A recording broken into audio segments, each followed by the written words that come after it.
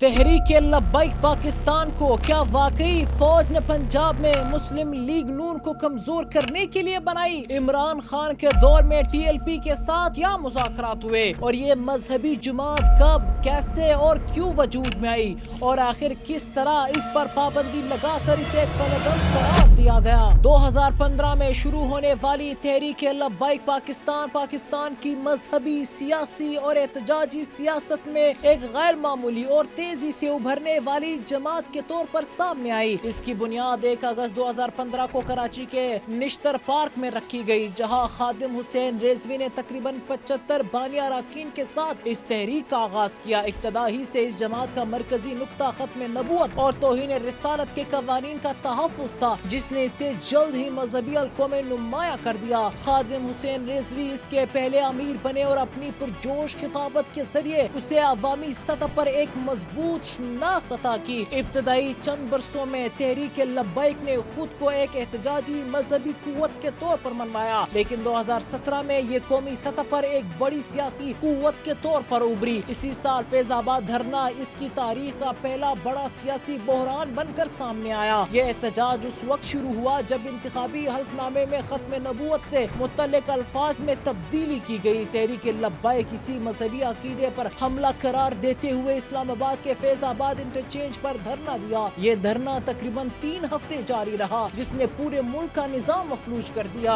اس دوران پولیس اور مظاہرین کے درمیان جھڑپیں ہوئی، ہلاکتیں بھی رپورٹ ہوئی اور بالآخر ایک معاہدے کے بعد احتجاج ختم ہوا، جس میں حکومت کو بعض مطالبات تسلیم کرنا پڑے۔ اور یہ سوال کہ کیا تحریک لبیک پاکستان کو فوج نے بنایا، اس دعوے کا کوئی ٹھوس یا سرکاری ثبوت تو موجود نہیں ہے۔ البتہ پاکستان مسلم لیگ نون کے بعض رہنماؤں، کچھ صحافیوں جیسے حامد میر اور نجم سیٹھی اور سول سوسائٹی کے کچھ حلقوں نے 2017 کے فیض آباد دھرنا 2017 کے بعد اسٹیبلشمنٹ کی مبینہ حمایت کا الزام یا شبہ ظاہر کیا۔ دوسری طرف فوج ان الزامات کی تردید کرتی ہے، جبکہ خادم حسین رضوی نے اسے ایک عوامی مذہبی تحریک قرار دیا۔ 2018 میں اس جماعت نے آسیہ بی بی کیس کے فیصلے کے بعد ملک گیر احتجاج کیا۔ سپریم کورٹ کے فیصلے کے خلاف شدید رد عمل سامنے آیا اور ملک بھر میں سڑکیں بند کر دی گئی۔ اسی دوران کچھ رہنماؤں کی جانب سے ججز کے خلاف سخت بیانات بھی سامنے آئے۔ حکومت اور تحریک لبیک کے درمیان معاہدے کے بعد احتجاج ختم ہو گیا، لیکن اس نے پاکستان کے عدالتی اور سیاسی نظام پر بڑے سوالات اٹھا دیے۔ اسی سال تحریک لبیک سے منسلک ایک شخص نے وزیر داخلہ احسن اقبال پر حملہ کر دیا، جس میں وہ زخمی ہو گئے۔ اگرچہ جماعت نے باضابطہ طور پر اس حملے کی مذمت کی، لیکن اس واقعے نے تنظیم کے گرد تنازع کو مزید بڑھا دیا۔ 2018 کے عام انتخابات میں تحریک لبیک نے پہلی بار براہ راست سیاسی میدان میں حصہ لیا اور حیران کن طور پر لاکھوں ووٹ حاصل کیے۔ اگرچہ اس قومی اسمبلی میں بڑی نمائندگی نہ مل سکی، لیکن پنجاب اور شہری علاقوں میں اس کی مقبولیت واضح طور پر بڑھ چکی تھی۔ اسی عرصے میں تحریک لبیک کے بعض رہنماؤں کے سخت بیانات بھی خبروں کی زینت بنے، جن میں عدالتی ججز کے خلاف سخت زبان اور احتجاجی کالز شامل تھی۔ حکومت نے صورتحال کو کنٹرول کرنے کے لیے خادم حسین رضوی سمیت متعدد رہنماؤں کو گرفتار کیا، جس کے بعد ملک بھر میں مزید احتجاجی لہر پیدا ہو گئی۔ 19 نومبر کو خادم حسین رضوی انتقال کر گئے اور 21 نومبر 2020 کو قیادت ان کے بیٹے سعد حسین رضوی کے پاس آ گئی۔ اس کے بعد تحریک لبیک نے اپنی احتجاجی سیاست کو مزید منظم انداز میں جاری رکھا۔ 2021 میں فرانس میں شائع ہونے والی خاکوں اور سفارتی تنازع کے بعد تحریک لبیک نے ایک اور بڑا احتجاجی سلسلہ شروع کیا۔ اس دوران لاہور سمیت مختلف شہروں میں شدید جھڑپیں ہوئی، پولیس اہلکاروں کی ہلاکتیں ہوئی اور سینکڑوں افراد زخمی ہوئے۔ حکومت نے اس صورتحال کو دیکھتے ہوئے تحریک لبیک پر عارضی پابندی بھی عائد کی، تاہم بعد میں مذاکرات کے نتیجے میں یہ پابندی ختم کر دی گئی اور سعد رضوی کو بھی رہا کر دیا گیا۔ 2023 میں تحریک لبیک نے مہنگائی اور پیٹرول کی قیمتوں میں اضافے کے خلاف ملک گیر شٹر ڈاؤن ہڑتال کی کال دی۔ اس احتجاج میں بڑی تعداد میں کارکنان نے حصہ لیا، سڑکیں بند ہوئی اور معاشی سرگرمیاں متاثر ہوئی۔ اس دوران تحریک لبیک نے خود کو ایک عوامی احتجاجی قوت کے طور پر مزید مضبوط کیا۔ 2024 کے عام انتخابات میں تحریک لبیک پاکستان نے حیران کن طور پر تقریباً 2.9 ملین ووٹ حاصل کیے اور ملک کی چوتھی بڑی سیاسی جماعت بن کر سامنے آئی۔ پنجاب میں اس نے تقریباً 2.5 ملین ووٹ حاصل کیے اور ایک صوبائی اسمبلی کی نشست بھی حاصل کی۔ یہ نتائج اس بات کی علامت تھے کہ جماعت کی عوامی حمایت ایک مخصوص مذہبی طبقے سے بڑھ کر وسیع تر ہو رہی ہے۔ تحریک